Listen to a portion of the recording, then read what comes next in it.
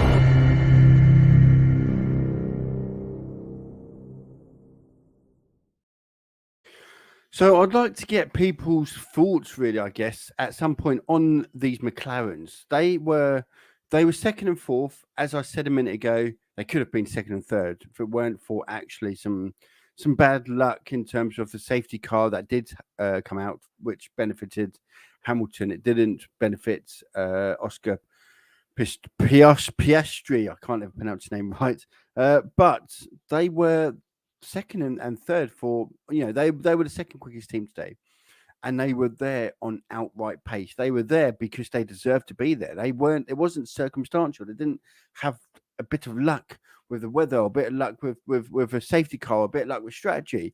They were the second fastest team today, and where on earth did that pace come from? Rob, good to see you too, mates. Long time no speak. Long time, Mike. I've been on the channel, but I've been so busy with other things that. But we are back now, and I'm expecting to do a lot more videos going forward as well. And I was just saying, the McLarens, where did their pace come from? Now the question is this a McLaren that is now reborn that is going to be challenging for podiums for the rest of the season? We know that the thing is, we know Mercedes and McLaren had bought upgrades over. They didn't just bring in one big upgrade. It was a gradual process. So there was a 20% of an upgrade on one race, and then I think the last race, McLaren sort of bought quite a large package just to one car for Norris, and then they applied it to both cars this weekend with Norris and Oscar Piastri. And Mercedes have also bought their upgrades as well. And this is Mercedes finishing behind McLaren on outright pace with upgrades. It's not a case of Mercedes have got their upgrades to apply next week or whatever. So what this means is that Mercedes or McLaren know their car well. That means that they have been able to identify its weaknesses and identify what gets it going. And that is a good sign going forward for two reasons. Firstly, it means that McLaren are going to be, if today, and actually the last race where Norris was in as well, where he was certainly wasn't as quick as today, but he was quick. If there's anything to go by, the McLaren should be genuine contenders for podiums going forward the season. But by showing that these upgrades working so well, it means they understand their car. They understand the concept. They've got to grips with it. They know what works on it and they know what doesn't work on it. And where that is a real promising sign is going on to next season, because we are at that stage now where most teams, the upgrades that they've done, most teams have now fulfilled their upgrades. There might be a few that have got a couple of bits to come here and there and so on. But we're we're coming up to the halfway mark of the season. And we're in July already, and there isn't.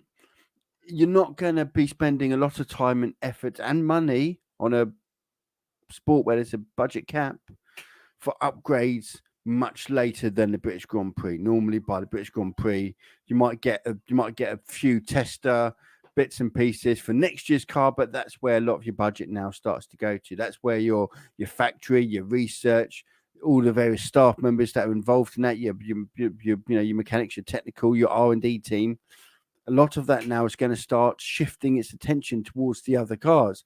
And so the fact that McLaren understand that car, Mercedes, the one thing that has hindered them is, and why these upgrades just haven't worked the same as McLaren's, is because they just can't quite get to grips with how the car works. They can't sit there and say, this is exactly what the problem is, and this is exactly what we need to do to fix it. The simple fact is that they're just trying to, okay, let's try, it's like throwing mud at a wall and hoping some of it sticks.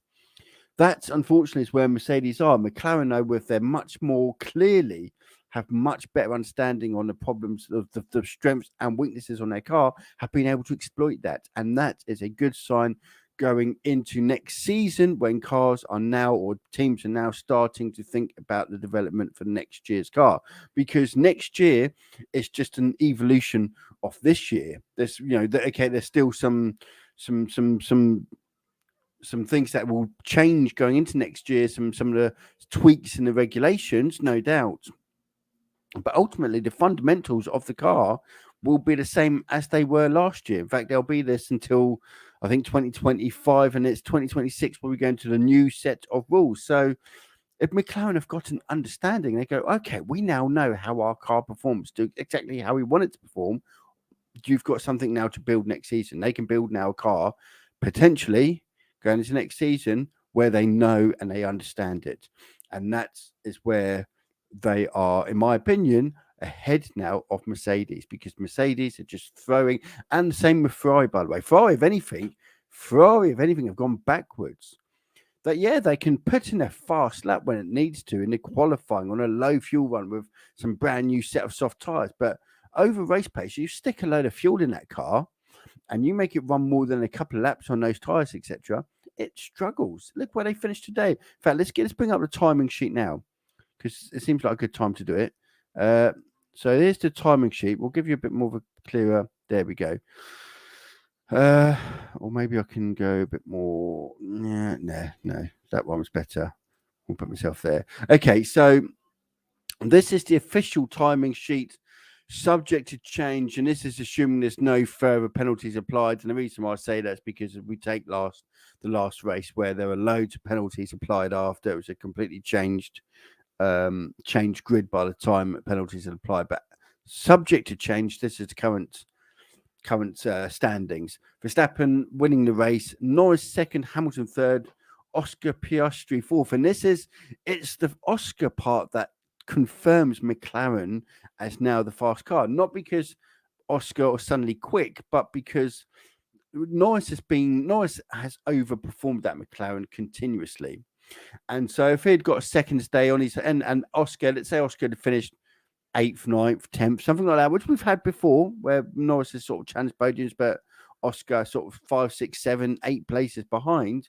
You could argue that's Norris overperforming the car, and you could argue that perhaps that Norris on his home Grand Prix, he knows Silverstone well, etc., and as you'd expect British drivers, you would expect them to do well in the circuits, the home circuit. They've got the crowd behind them and so on. But the fact that Oscar was there in fourth, and actually, if it weren't for a bit of unluckiness, it's just unlucky, wasn't it, with the safety car coming in just after Oscar had pitted, he probably would have taken the podium in third. He was very, very, very comfortable in third. So on that basis, we have to agree here, I think, or we have to have the assumption that the McLarens are the second quickest team at the moment behind the Red Bulls, certainly at this point of the season.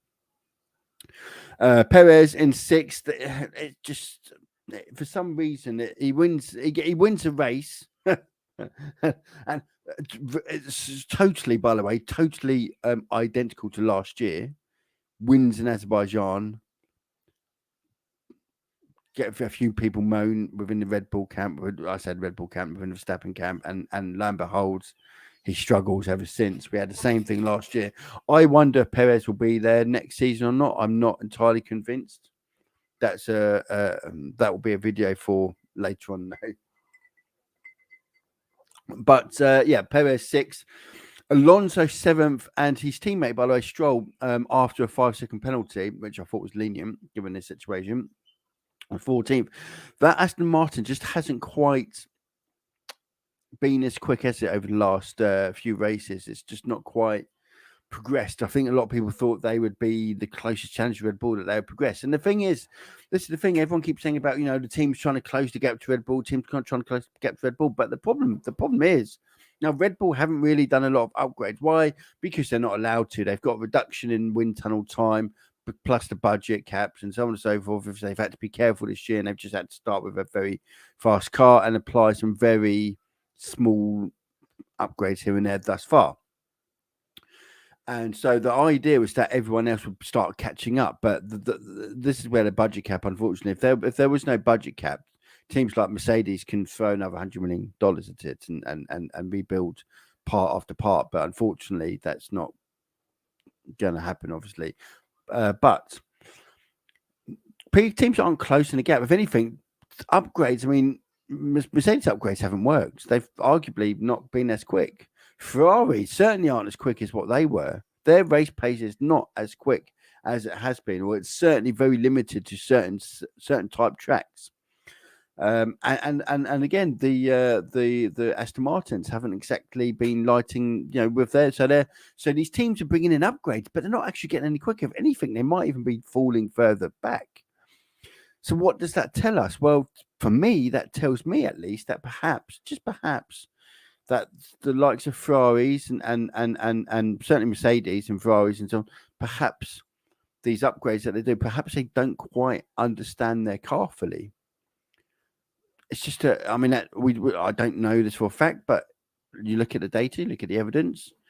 Ferrari have had upgrades this year. Mercedes have had upgrades this year, but have they gone forwards or have they gone backwards? Are they any better than what they were in the first race? Are they any closer to Red Bull? No, they're not. Not really. No, I don't think they are. And so, if the upgrades aren't getting them, if they're not quick with the upgrades, what does that mean? Well, it means they must not understand the car. Though, okay, look, we don't quite know. Let's put a new front wing on. That will start with the front wing, and if that don't work, we'll replace the rear wing. And if that don't work, we'll replace the floor. If that don't work, mud, throwing it on the wall, hoping something sticks. And you go back to the McLaren, and you go, whatever it is they've done, they've got right. Their upgrades, without doubt, have worked, because it's not just this race. Don't forget last race as well.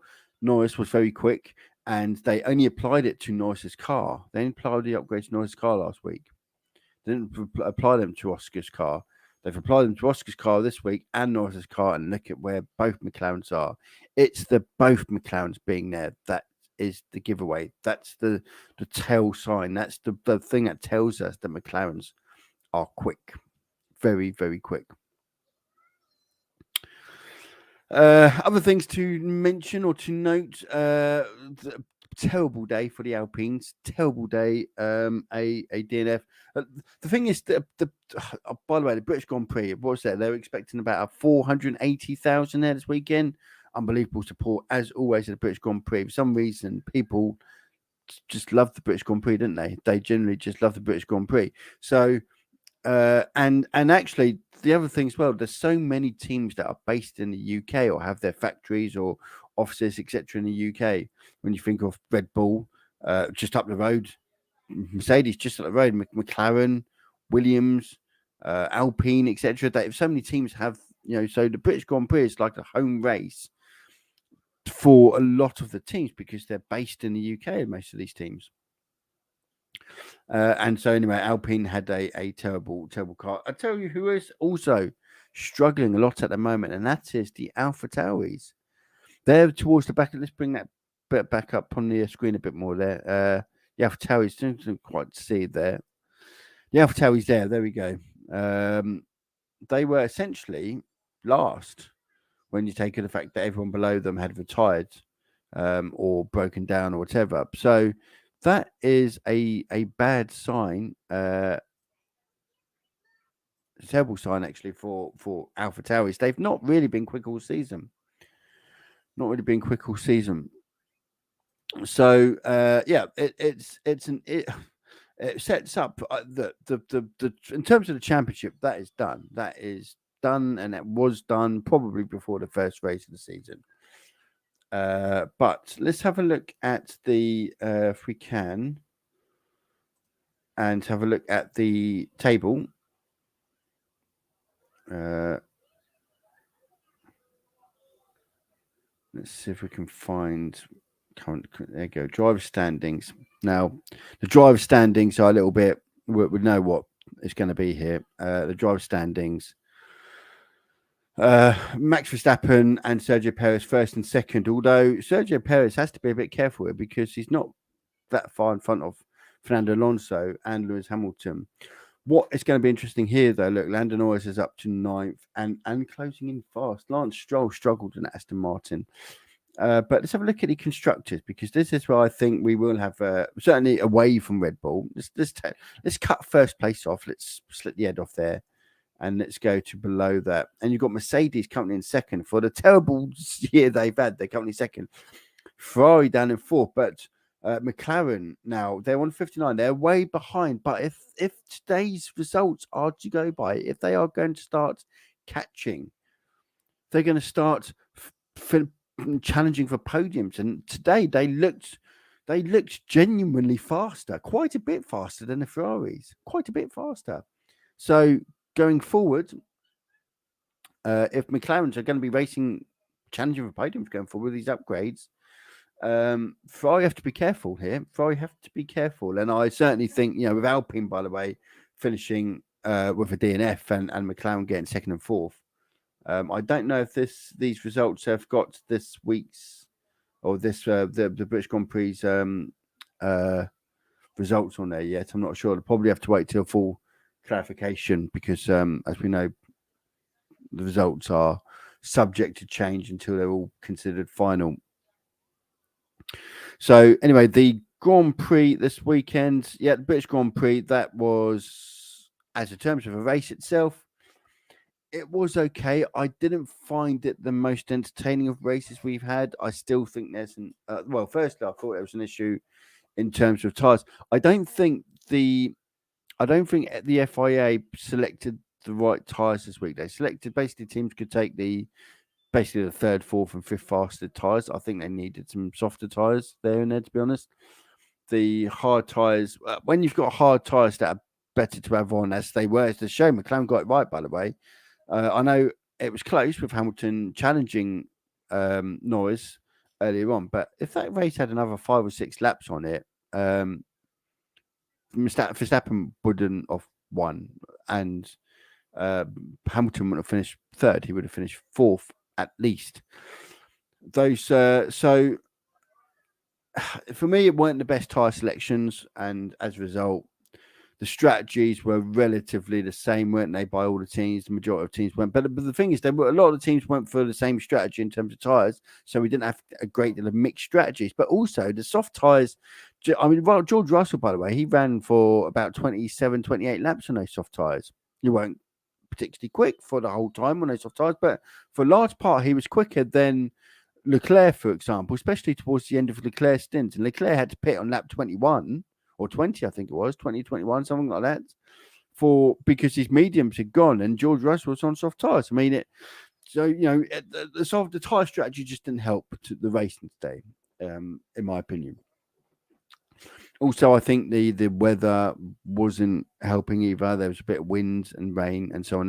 And actually, what we could have done with it, it pretty much rained everywhere around Silverstone, but actually on Silverstone now, we could have done, if we had a bit of rain there today, that would have made things interesting. No, that would have made things, even if it was a shower, at least it would have given teams something to think about. Some might have gone in, got the intermediates on early to hope that change will give them an advantage if it really starts coming down. Some would have gone and tried to brave it out and not stop and keep on the slicks, and you know, that's when we would have got a bit more entertainment, a bit more excitement, a bit more unpredictability. But nevertheless, it was a fascinating race, is what it was, but without being entertaining for lots of overtakes and whatnot. It's a very fast circuit, and it's one of those circuits where it's difficult to sit behind, even with these modern cars. And the DRS wasn't quite as effective as it is in some places. But there we go. Anyway, that is enough for this particular live stream today. I will be doing a video on the McLaren's. Keep an eye out for that. If you are new here, don't forget to like and subscribe to the channel as well. If you are watching this back later on when I'm no longer live, feel free to hit that like and subscribe button. Until next time, everyone, take care, and I'll see you all again soon.